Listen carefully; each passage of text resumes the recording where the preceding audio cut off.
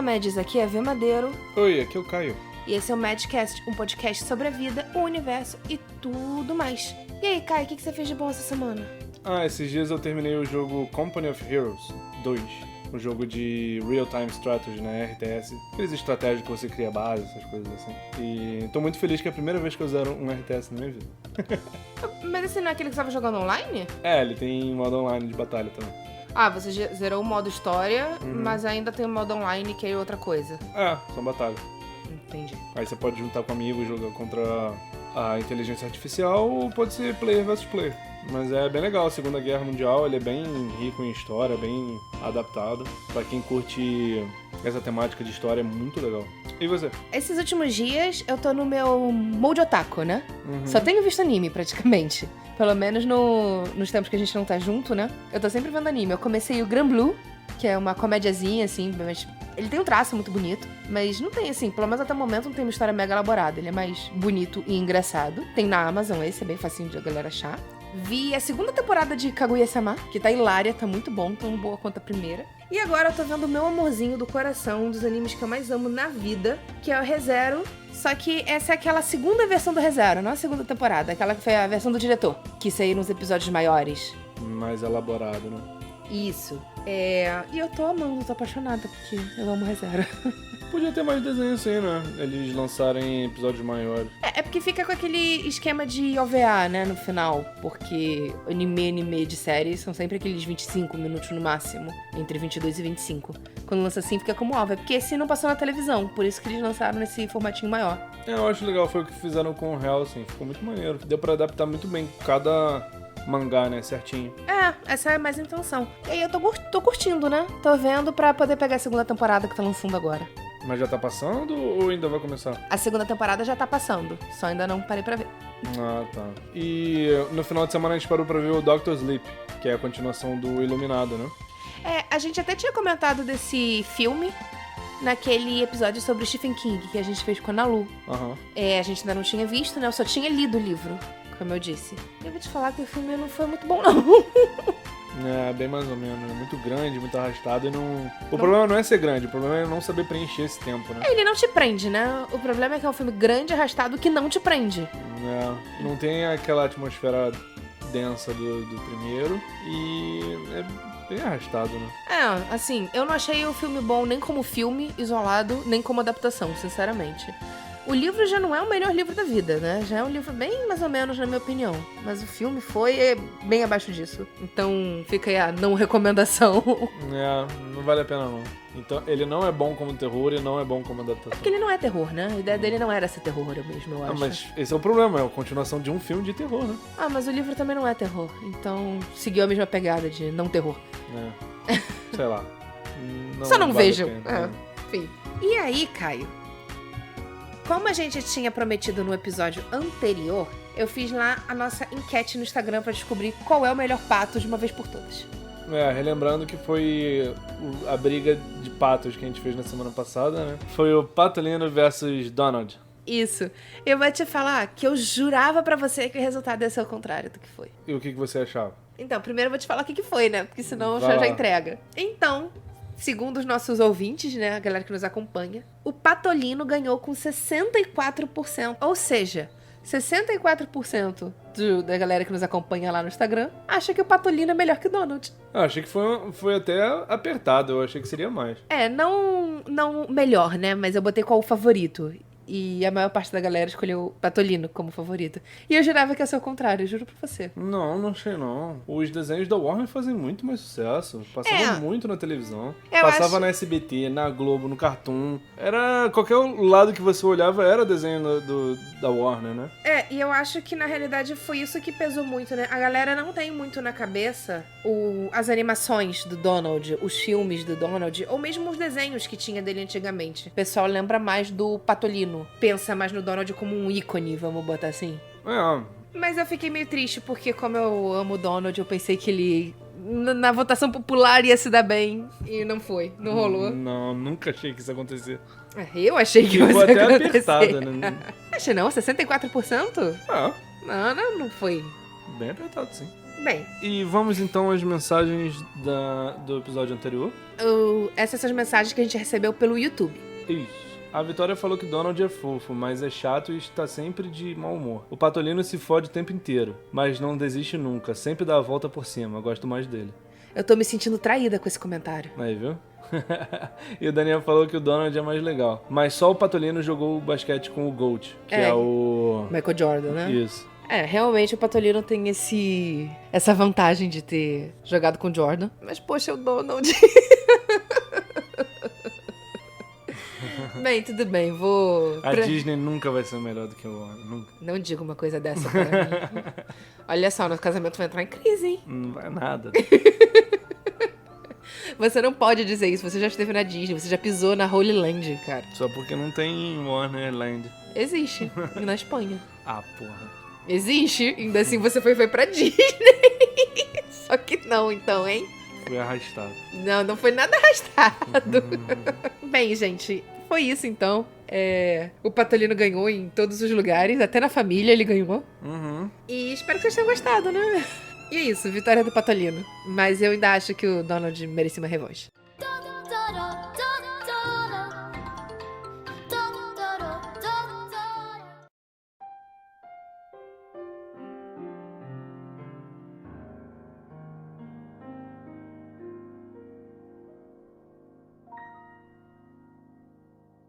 Então hoje a gente vai fazer mais uma lista de 10.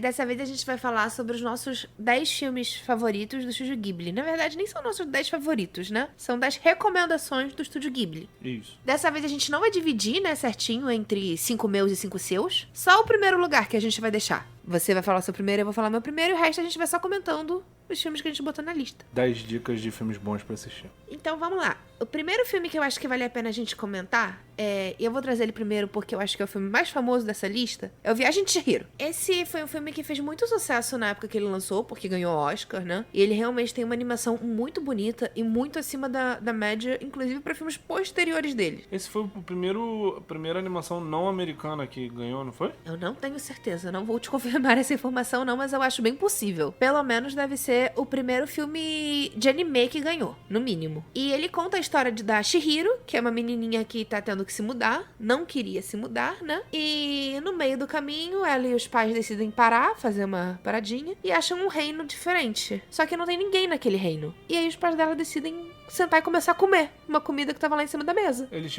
chegam numa cidade meio que fantasma, né? Isso, Dá a entender. mas que tem muita comida em cima das barracas, só que tá muita cheio coisa. de comida... Que parece muito gostosa.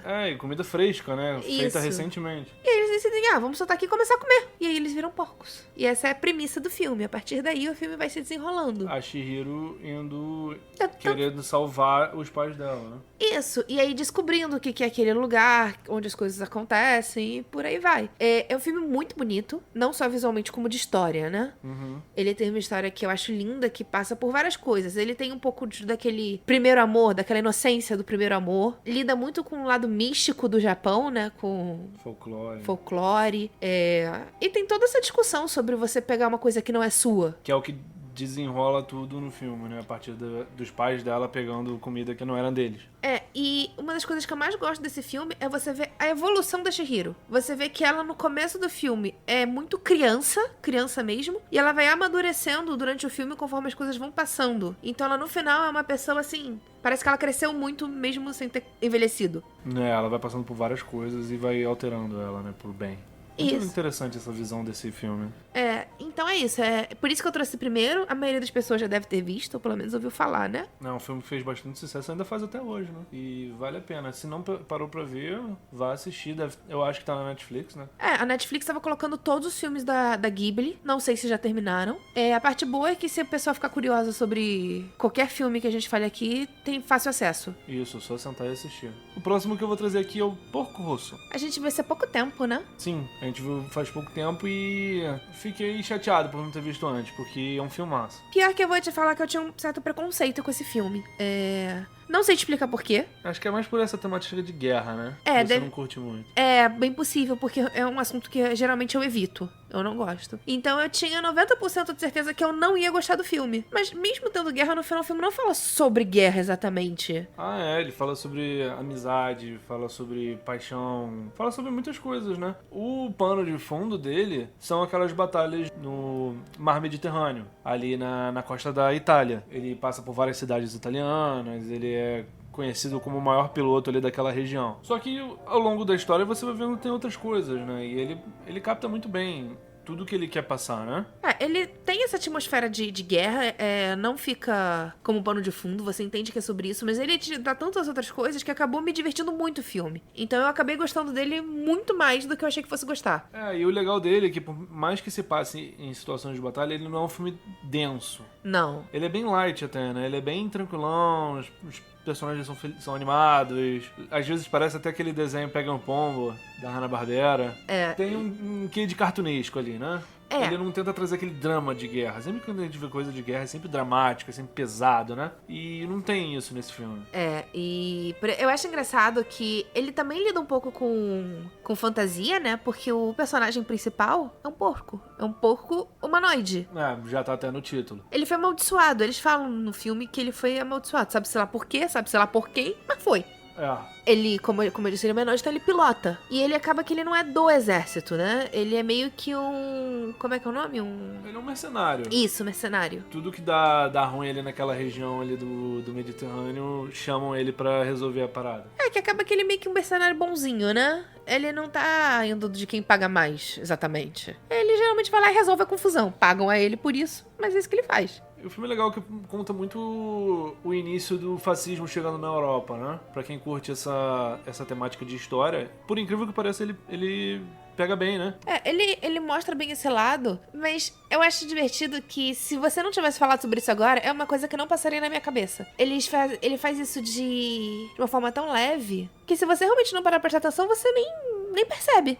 E tem tudo lá, polícia secreta, o fascismo chegando na Itália. É bem aquele início da Segunda Guerra Mundial, né? Mas eu mesma não tinha reparado, se você não falasse agora. Depois que você falou, realmente, veio tudo na minha cabeça e você vê que tem. Só que é uma coisa que, como eles não dão tanta ênfase, não é o assunto principal, passa se você não prestar atenção. Mas mesmo assim tá muito bem escrito, tá muito bem adaptado e é um filmaço, vale a pena assistir. É até injusto esse filme não fazer mais sucesso aqui no Ocidente. Eu acho que é uma excelente dica, que eu acho que pouca gente vai ter sequer ouvido falar dele. E é um filme muito divertido. Assistam que vale muito a pena.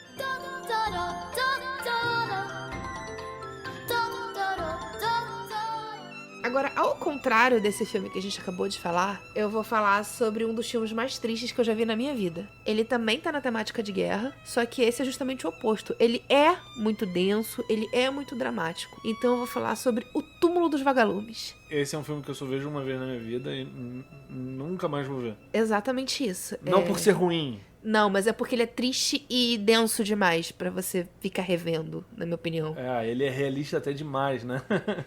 Ele já é o extremo oposto do Pocoyoso, né? Ele é muito realista, ele é muito dramático. Ele é um filme que não tem fantasia, ele não tenta mistificar o que tá acontecendo. A pouca coisa de fantasia que a gente tem na realidade é a imaginação das crianças, e deixa isso bem claro que não é realidade. E é isso, o filme fala sobre duas crianças vivendo no Japão, naquela época ali da Segunda Guerra Mundial.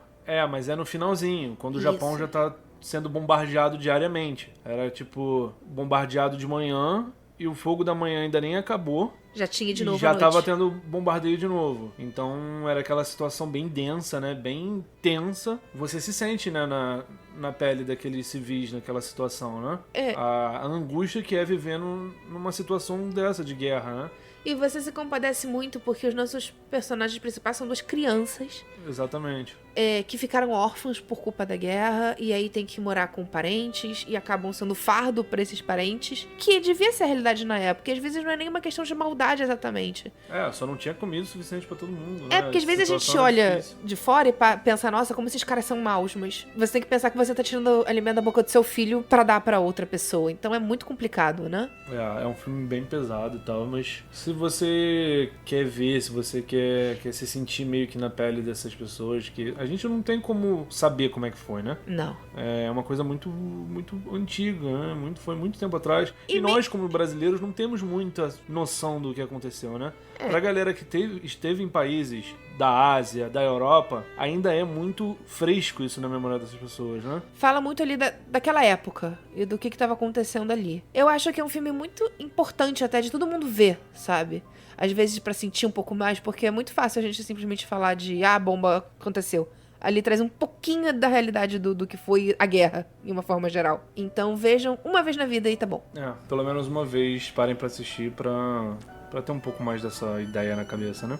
Isso. E agora indo pra um universo completamente fora e mais leve, e fantasioso, mais divertido, tem o Reino dos Gatos, né? O Reino dos Gatos é um filme mega fofo. Foi um dos primeiros filmes da Ghibli que eu vi, pra falar a verdade. E conta a história de uma menina que acaba conhecendo uns gatos e ela vai parar num reino de gatos, como o próprio nome diz, Reino dos Gatos. E lá eles querem que ela vire a princesa.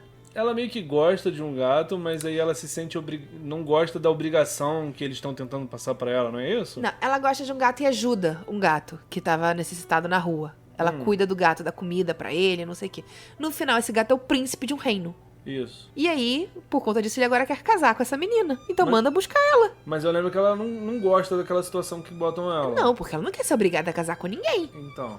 Mas é um filme com uma animação muito bonitinha, né? Tem vários gatinhos. A melhor parte do filme é que são gatos.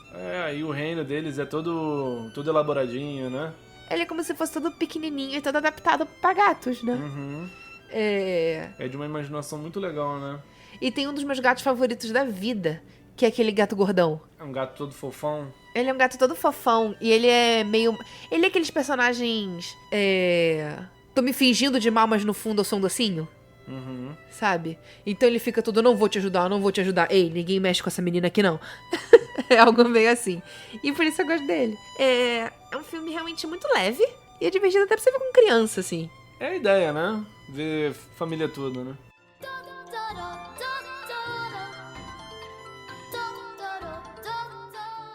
E agora a minha próxima recomendação é um dos meus filmes, assim, eu acho que é o meu segundo filme favorito do Estúdio Ghibli, que é o Serviço de Entregas da Kiki. A gente já falou dele antes, né? No Top 10 Gatos, em que eu botei o Didi. Então não vou nem me alongar muito, mas só pra quem não tem ouvido, o filme fala a história de uma menina, que é uma bruxinha, e faz parte do rito das bruxas elas terem que sair de casa e viver suas próprias aventuras pra amadurecer. Então ela sai, vai parar em uma cidade grande, que até então ela era do interior, onde ela consegue um emprego de entregadora, numa padaria. E tem o gatinho Didi que ajuda ela, como se fosse o familiar dela, né? Um gatinho que tá sempre com ela, conversa com ela, e por aí vai. É um filme muito fofo, muito divertido. E tem o Didi. Que é o gatinho pretinho. Esse filme vale a pena porque ele tem uma mitologia dele é bem interessante, né? Porque existem as bruxas e ninguém acha estranho, eu acho isso divertido. Ela sai voando. Eles não tentam se esconder. Eu achei isso muito legal nesse filme, né? As bruxinhas, elas fazem parte da sociedade, né? Ninguém acha normal. Elas são poucas, né? Tanto que quando ela chega na cidade, muita gente achava que não existia, que era lenda já. Mas eles aceitam. Mas aceita, é aquela coisa de, tá bom, foda-se. É igual um universo de RPG, sabe? É normal, faz parte. Eu acho muito maneiro isso. Eu acho legal esses universos que você... É natural as coisas mágicas, né? E apesar dela voar, né? Ela não tem mega magias. Então acaba sendo harmônico com o resto do universo. Ela não faz nada, né, de magia. Ela só voa. Ela só voa com a vassoura dela. Ela acha que faz umas poçõezinhas, umas coisas assim, mas nada demais. Uhum. É uma bruxa bem basicona, mas ela voa e só isso é o suficiente pra ser bem estranho, né? Mas é outro filme, assim, pra ver com família, que todo mundo vai curtir. E que também fala um pouco dessa inocência de primeiro amor e sobre como é crescer, né? Porque a história do filme é essa. É aqui que é amadurecendo. E aprendendo a lidar com ela mesma e com a sociedade, né? Exatamente. Então é um filme muito legal pra você botar pra uma criança mesmo, ver. Uma criança que tá ali começando a sair tão criança. Uhum. De repente muito inspira. bonitinho, vale a pena. Com certeza. Outro filme muito bom da Ghibli é o Castelo Animado. O Castelo Animado tem o Hall, que é um dos meus personagens masculinos favoritos. Que é outro bruxo. Que é o feiticeiro, nesse caso. Ele não é bruxo. Não confunda. Que ele é mega poderoso, mas muito vaidoso. Ele mora numa casa gigante que fica andando. Esse filme, eu acho que a melhor parte dele são os personagens não humanos. Você tem o espantalho, que não fala nada durante o filme todo. E é muito fofo, é muito divertido de você ver só ele pulando daqui pra lá e você entende o que ele quer. Um espantalho que fica andando de um lado pro outro. Às vezes ela ajuda o personagem principal, né? Tem o fogo. Que tem uma lareira que tem um fogo dentro e esse fogo é um personagem, né? Esse fogo é um demônio. Ele supostamente é mauzão, mas você não vê ele fazendo maldade nenhuma. Não, ele só ajuda a fritar bacon e ovos. O que é muito útil, porque ele aumenta e diminui a chama de acordo com a sua necessidade. Não. Queria ter um fogo desse. Ele ainda é mega conselheiro. Imagina, você tá lá fritando seu bacon e recebendo conselhos pra vida. Esse filme tem uma coisa engraçada, que o castelo é meio que o castelo do Castlevania. É porque ele se mexe, né? Eu acho que teve uma referência aí? Um plágiozinho aí, hein? Referência nem é a palavra. Não, porque o castelo do Hall, ele anda. Ele tem patinhas e anda. O castelo de Castlevania, ele só sobe de um lugar e brota no outro. Mas ele meio que desaparece e aparece em outro lugar. Não, o do Hall ele só anda. Ele entra num universo paralelo pra poder chegar em outro lugar. Sim, mas ele tá andando. Ninguém vê a casa andando. Ele meio que some, e ele anda pra depois ele chegar. Então, mas pra ele quem anda. tá olhando, é um teleporte. Ele só aparece. Será que, na verdade, o castelo do Drácula, do Castlevania, também tem patinhas? Vai ver. Isso é muito engraçado. Imagina o Drácula todo mauzão, aquele castelo preto, mega dark, com umas patinhas andando. E patinha igual de galinha. Eu pensei exatamente nisso, nas patinhas de galinha. Ai, voltando. Eu falei porque o castelo fazendo pó. Gente, ele ainda faz popó. Ai, volta ao castelo animado agora. Mas é um filme muito bonitinho, muito divertido. Tem aventura, tem fantasia, tem essa parada também de descobrindo as pessoas se descobrindo. Esse filme, ele tenta te mostrar muito que a aparência não é tudo, né? A mensagem do filme é essa. Não vou explicar como ele passa isso, pra não dar um spoiler. Só que eu acho legal porque ele acaba dando um up na autoestima das pessoas, sabe? Uhum. Porque você entende que beleza não é só o que a sociedade impõe, vamos botar assim. Filmaço.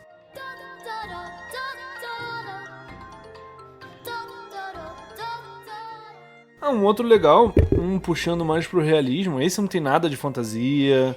Esse é um filme completamente fora da curva, né, pro Estúdio Ghibli. Que é o Vidas ao Vento. Esse filme foi até eu que tinha o saco pra ver, né? Nem eu sabia que ele era biográfico, pra falar a verdade. Eu só tinha visto o trailer e achei bonito. Uhum. E eu pensei, é Ghibli, né? O que pode dar errado? E nada pode dar errado, porque o filme é muito divertido mesmo, parecendo não ser. Ele é bem realista, ele não tem nada de fantasia, ele é bem diferente do que o Estúdio Ghibli costuma fazer, né? Mas essa pegada diferente, eles conseguiram fazer se divertido, adaptar, né? Porque é um bom filme. Ele conta uma história de uma pessoa que realmente existiu e... Assim, ele não é 100% da história, tá? É um desses filmes, como a maioria dos filmes biográficos e por aí vai, ele tem suas partezinhas inventadas. Eles dão aquela floreada na história. E principalmente na parte do romance dele com a esposa dele e tudo mais. Só para as pessoas terem uma noção, conta a história do projetista do Zero, que é o avião que mais foi utilizado pelo Japão na Segunda Guerra Mundial. Como ele chegou à ideia do avião, todos os processos que levaram a ele até terminar o projeto do avião, né? As dificuldades que ele teve que passar, não só profissionalmente, mas pessoalmente, né? E que culminaram no final desse projeto dele, né? É um filme bem interessante, é até legal pra você ver, porque eu acho que esse foi o primeiro desenho biográfico que eu já vi. Você já tinha visto algum outro desenho que falasse biografia de alguém? Não, foi o primeiro e único. E foi um formato bem legal, porque, como eu disse, deu uma floreada, mas nada muito absurdo. Uhum. Toda biografia faz isso, de verdade, né? Você não pode esperar que seja 100%. Tem que lembrar que é uma adaptação, né? Tem que fazer coerência. A vida real não é com início, meio e fim certinho igual um roteiro, né? Exatamente. Mas mesmo assim ainda foi uma boa visão da vida do cara, né? E de repente deixou muito mais divertido do que se fosse um filme de verdade. Por ser um desenho, ficar uma coisa mais leve, traz mais gente pra querer assistir. Por exemplo, se você vira pra mim e fala, Verônica, vamos ver um filme sobre esse cara aqui. Eu não ia querer ver não, eu ia achar um Só a ideia já é um porre. Mas como foi um desenho, eu fui ver. Mas não vai esperando também que é uma coisa animada, mega... Não vai esperando uma viagem de Chihiro, um castelo animado, não tem nada a ver. Ele é mais light, ele é mais lento, cadenciado, né? Mas vale a pena, é uma parada diferente pra você assistir, né? É uma parada diferente pra você assistir e você conhece uma pessoa mega importante na história do Japão. Então agora eu vou trazer, eu acho que foi o último filme do Estúdio Ghibli que a gente viu, né? Por agora. Ele não é tão recente, mas foi o que a gente viu mais recentemente, né? Isso. Bem, é o filme da Princess Kaguya, da Princesa Kaguya. Eu vou ser sincera que eu não tenho certeza de como tá o nome desse filme em português. Quem quiser procurar em inglês é The Tales of Princess Kaguya, que é uma lenda japonesa. Faz parte do folclore deles. Aí a gente volta, né, pro folclore. Fantasia, né? Mas dessa vez eles quiseram adaptar realmente a história e não trazer elementos dela, né? Então... É um conto antigo que eles só jogaram na tela, animaram. Isso. Ele conta a história de uma menina que nasceu num broto de bambu. O broto de bambu do nada nasceu e dentro dela tinha uma menininha que virou um neném, que foi ficando mais velha até virar uma princesa. De forma bem resumida, né? Isso. O filme ele é bem lento, pra falar a verdade, esse filme. Eu acho que ele até podia ser um pouquinho menor. Eu acho que ele enrola muito em algumas partes, mas pelo que eu sei é um conto bem grande mesmo. O que me chama muita atenção nesse filme é a animação dele, o traço da animação dele. Porque como é um conto muito antigo japonês, eles quiseram trazer o estilo da arte naquela pintura antiga que a gente tem no Japão, que a gente vê aquelas geishas, o mar. Então ele tem tons bem clarinhos e tudo naquele formato. Como se fosse um pôster antigo, né? Um quadro, né? Um pergaminho. Então, se você olhar uma imagem dele, a princípio nem parece o estúdio do Ghibli, né? Que ele costuma ter aquele traço bem característico. Esse ele foge. As cores até lembram um pouco cera, giz de cera, uma parada assim, né? Ele é bem nevoado, né? Parece que tudo é uma nuvem, parece que é um sonho, né? Ele tem uma arte bem diferente. E eu achei que isso trouxe uma beleza pro filme muito grande, né? Porque ele trouxe o tradicional pra uma história tradicional, entende? Uhum. A história é divertida, eu acho que vale a pena ver, mas eu teria ficado mais feliz se ele fosse um pouquinho mais curto. Podia ser um pouquinho mais sucinto, né? Tem certas partes que ele enrola muito. E, assim, esse é um filme que eu quero dar um aviso antes da galera ir ver. Não esperem um final feliz. Não vou contar qual é o final. Bem naquela pegada de conto antigo mesmo. Que conto antigo não quer nada ser feliz. Conto antigo acaba em desastre. Tudo desgraça. Então se você... O filme não é uma desgraça. Não, o filme não é uma desgraça. Mas não esperem um final feliz. Mas não é aquela coisa Disney, né? Então eu tô avisando porque às vezes a pessoa acha que é uma animação, assim como todos os outros que a gente falou, eles têm um final feliz. Às vezes a pessoa tá afim de ver uma coisa assim. E esse não é o caso. Então vai ver quando você tiver sem muita preocupação, sem muita esperança. Se quiser ver... Hoje tá curioso pra ver um conto tradicional japonês, né? E ele puxa bem a realidade do Japão na época que eles querem passar, né? Naquele Japão feudal. Esse tem na Netflix, procurem lá. Esse eu tenho certeza que tá lá.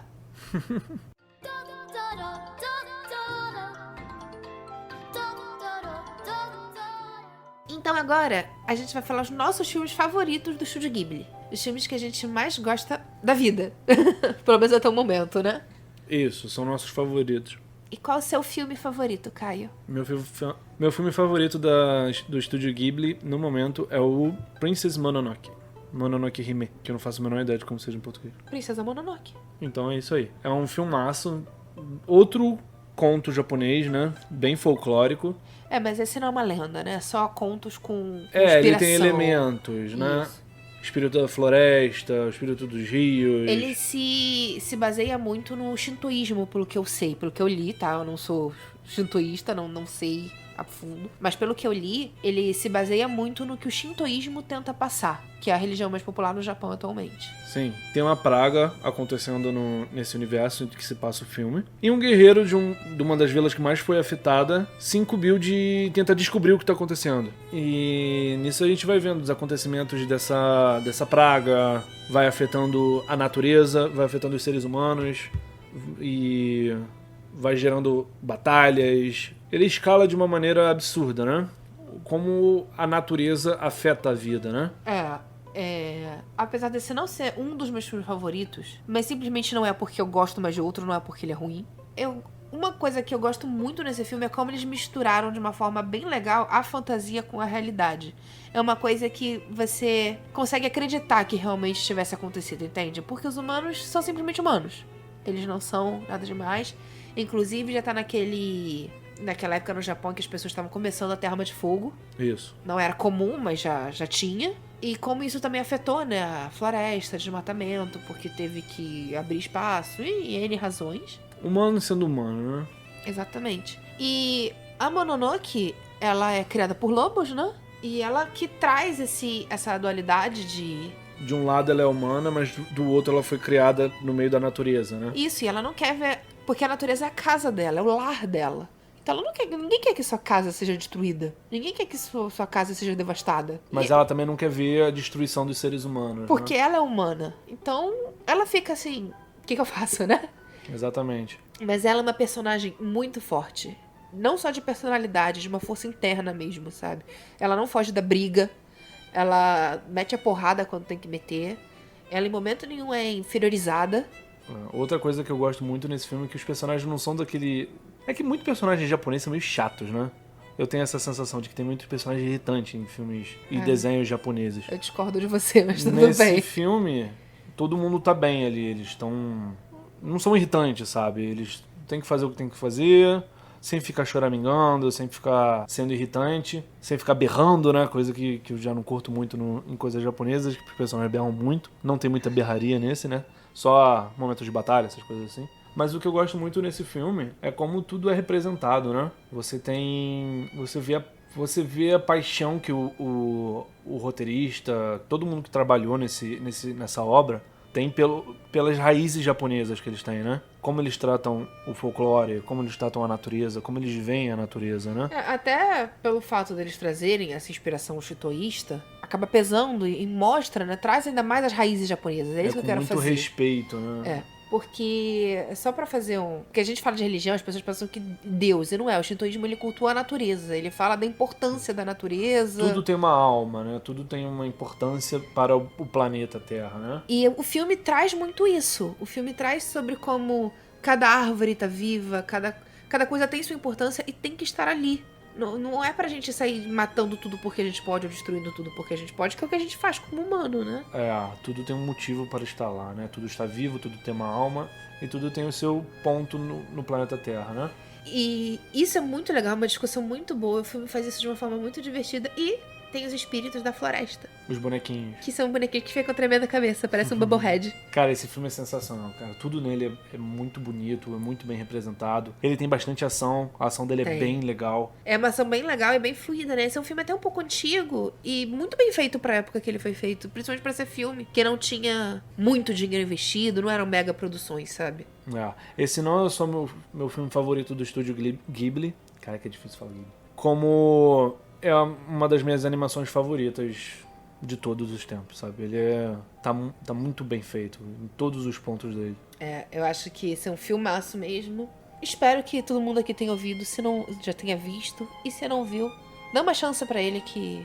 Não, vai ver, é um filmaço. É uma obra de arte pra mim, é uma obra-prima, masterpiece. E todo mundo deveria ver. Vai mudar a sua cabeça como você vê o meio ambiente, outros seres e essas coisas assim, né? E você vai ficar com vontade de ter o espírito da floresta em formato de Bubblehead, que eu morro de vontade até hoje não tem. E qual é o seu filme favorito do estúdio Ghibli? Então, pra quem me conhece um pouquinho mais, já até sabe a resposta dessa pergunta. É o único anime, a única coisa japonesa que eu hoje tenho tatuado. Espero que no futuro não seja, mas hoje é. Que é o Totoro, do Meu Vizinho Totoro. Esse filme é um filme que talvez você não dê muita coisa pra ele, porque ele é um filme, se você olhar de forma rasa, muito infantil. Se você não der verdadeira atenção pra ele. Ele fala de duas criancinhas, que a mãe tá no hospital, o pai tá tendo que cuidar delas. Elas tiveram que se mudar pro interior, porque a mãe tá doente, precisava de um lugar menos poluído e por aí vai. Vão parar numa casa velha e lá elas têm altas aventuras, né? Bem sessão da tarde. Elas acabam conhecendo, se enfiando no meio da floresta, acham uma árvore gigantesca, uma daquelas árvores de, sei lá, 5.000 anos. E dentro dessa árvore, embaixo dessa árvore, vive uma espécie de ursão. Um bicho mega fofo, gigantão, que é o Totoro. O Totoro, ele é um bicho que eu acho que qualquer um que olhasse para aquele bicho princípio, você teria muito medo daquilo. Ainda mais com aqueles dentes gigantescos dele. Mas ele é tão fofo, tão lindo, que a única coisa que você consegue pensar é eu queria ter deitado em cima dele. É um bichão mega fofão, dá vontade de apertar, né? E quando eu digo à primeira vista, por quê? Se você parar pra prestar atenção, esse é um filme que, assim como o Princess Mononoke, ele tenta te mostrar a importância da natureza. Ele tem muita coisa voltada pra isso também. De você ver as coisas crescendo e de você cuidar não só da natureza, como das pessoas que você quer bem, da sua casa, do seu lar e por aí vai. Sim, ele conta... Dá pra gente ver que o Estúdio Ghibli sempre gosta de falar sobre Natureza, o planeta Terra, né? E sobre relações, né? Da importância que você tem que dar pras pessoas. E esse filme tá realmente no topo de todos esses tópicos, né? Que ele fala muito bem disso de uma forma bonitinha, né? Que todo mundo vai entender. Ele é bem... O Princess Mononoke, que eu falei, ele já é mais denso, né? Ele é um filme mais adulto. É isso que eu ia falar. Ele é um filme pra um público um pouco mais velho. Enquanto esse pode ser apreciado pra criança menorzinha até o adulto mais velho. Exatamente. Todo mundo vai entender a mensagem que ele quer passar, né? Porque ele fala de uma linguagem universal, né? Que é uma forma bem infantil. Mas sem ser retardada, vale ressaltar. Porque às vezes a gente Sim. fala infantil e parece que é aquela coisa muito, sei lá, Peppa Pig. Não é. Não. É um filme bem infantil, mas ele não é idiota, não é ensinar abecedário pra criança, não é isso. Mas a atmosfera dele é sensacional, a arte dele é muito bonita. A gente já falou desse filme também no episódio dos gatos, né? Porque tem o Cat Bus. O Cat Bus, que é um personagem bem legal, um gato todo insano, que vira Lembra muito o gato risonho da Alice, né?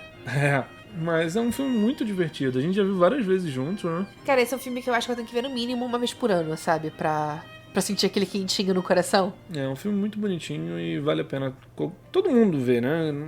Não é pra uma pessoa específica, pra um público específico. Não, mas eu acho que se você conseguir mostrar pra uma criança pequena, deve ter um saborzinho especial, sabe? De ver uma criança realmente se empolgando com aquilo e por aí vai. Sim. Seria legal mostrar pra uma criança, mas ele não é específico para criança. Eu só fui ver... Eu era adolescente, já. E acho que você foi ver adulto, né? Depois que eu te mostrei. Não, eu tinha visto sozinho antes uma vez, mas sim, eu já era adulto. Então isso mostra que assim, você não precisa ser criança pra gostar, não é memória afetiva, sabe? Ele realmente tem uma mensagem bonita e é muito divertido. A gente tá falando só da beleza dele, mas ele é muito divertido mesmo. Dá pra rir. E você falou no início da mãe, mas isso não deixa o filme denso, nem dramático, nem nada. Ele não deixa ao mesmo tempo. Só é o que Porque você sabe que ela tá doente, você sabe que as crianças ficam tristes porque ela está doente, mas isso não é um drama absurdo. Isso não deixa o filme dramático, é isso que eu quero falar. Mas, assim, é que eu acho que pesa um pouquinho, mas não é nada absurdo. Não vai te fazer chorar, não vai te deixar down, nada disso. É só você... Inclusive, eu acho bonito você ver como as crianças conseguem lidar com esse problema que a mãe tá tendo. E como a própria mãe lida com isso. Que ela é muito feliz, incentiva muitas crianças e por aí vai. Ninguém se deixou bater por conta disso. Sim, é um filmaço. Vale a pena, vá assistir se você nunca viu. E façam tatuagens de Totoro.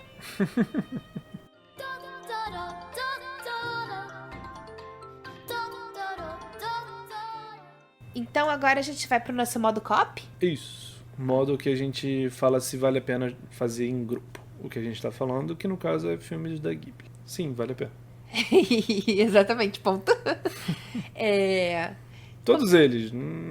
Só o Túmulo dos Vagalumes, que é um filme bem denso. Não veja com criança. É isso que eu ia falar agora, Não veja com pessoas que não gostam de drama pesado. Que sejam muito sensíveis. E você mesmo não vai ver um dia que você não teve um bom dia, sabe? Um dia que tenha sido mais pesado pra você. Deixa esse filme pra uma outra ocasião.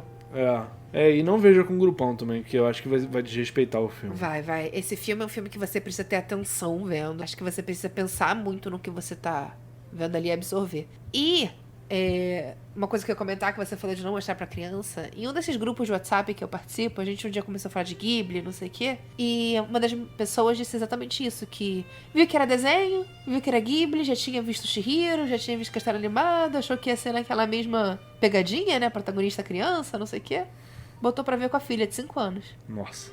Disse que a filha tinha pesadelo com aquilo durante uma semana. Eu acho que é porque as pessoas têm uma mentalidade de Disney, né? Que acha que é um estúdio que sempre faz desenho é igual a filme de criança. E as outras referências que ela tinha do estúdio eram todas essas obras que, por mais que não sejam mega infantis, são obras tranquilas de você mostrar pra uma criança que não tem nada demais. Mas esse é o legal da Estúdio Ghibli, né? Eles têm filme de tudo. que eles têm filme de todos os gêneros, né? Como a gente próprio falou aqui, né? Eles têm filmes de drama, como O Túmulo dos Vagalumes. Tem filmes infantis, como O Totoro. E até um outro que a gente não comentou aqui, mas o Ponyo, que é bem infantilzão. Tem filmes já mais ok's, como o Príncipe Mononoke. Filmes autorais, biográficos. Eles têm de tudo. Tem mais algum que você acha que não vale muito a pena ver em grupo? Acho que o Princess Mononoke que eu falei aqui não vale... porque ele é um filme meio complexo, né? Ele não é um filminho assim que você vai passar tempo, né? Ele é um filme com uma história complexa, com personagens complexos. Os acontecimentos ali são... Você precisa prestar atenção pra entender o que tá acontecendo, né? E o Vidas ao Vento também. Não é um filme legal pra você ver em grupão, que pode acabar ficando chato. Não. Mas todos os outros vale a pena, assim. Principalmente os mais animadinhos, né? Como Kiki, Totoro... O Castelo Animado. Reino dos Gatos. A maioria dos que a gente falou aqui, né? Com certeza. Então é isso. Vejam Ghibli em grupo. Com certeza, vai ser uma experiência muito boa. Mesmo se não tiver um grupão pra assistir, ainda mais nesse momento agora de quarentena, né? Tá de bobeira aí em casa. Aproveita que tá na Netflix, a maioria deles, se é que não todos. Senta e vai assistir. Pode até fazer uma maratona aí que você não vai se cansar. Ainda mais se você pegar os filmes mais animadinhos, né? E vale a pena assistir todos os filmes da Ghibli. Pelo menos todos os que eu assisti eu gostei muito. Não desgostei de nenhum até agora. Eu não curti muito Ponyo, mas foi a exceção. Esse eu nunca vi. Só pra dizer algum que eu não achei muito bom, foi Ponyo. Então... Mas é gosto. Eu conheço muita gente que gosta muito. Mas é isso aí, vão assistir os filmes da Ghibli que vocês não vão se decepcionar. Então agora, pra encerrar, só lembrar o pessoal de seguir a gente lá nas nossas redes sociais, como Madcast_BR, lá no Instagram e no Twitter. E fala pra gente qual o filme favorito de vocês da Ghibli, se a gente esqueceu de falar alguns que vocês gostem muito. Às vezes a gente não viu, seria legal ter uma recomendação de um filme novo. Isso aí. Então é isso, gente, espero que vocês tenham gostado e até a próxima quinta. Até a próxima, galera. Tchau, tchau.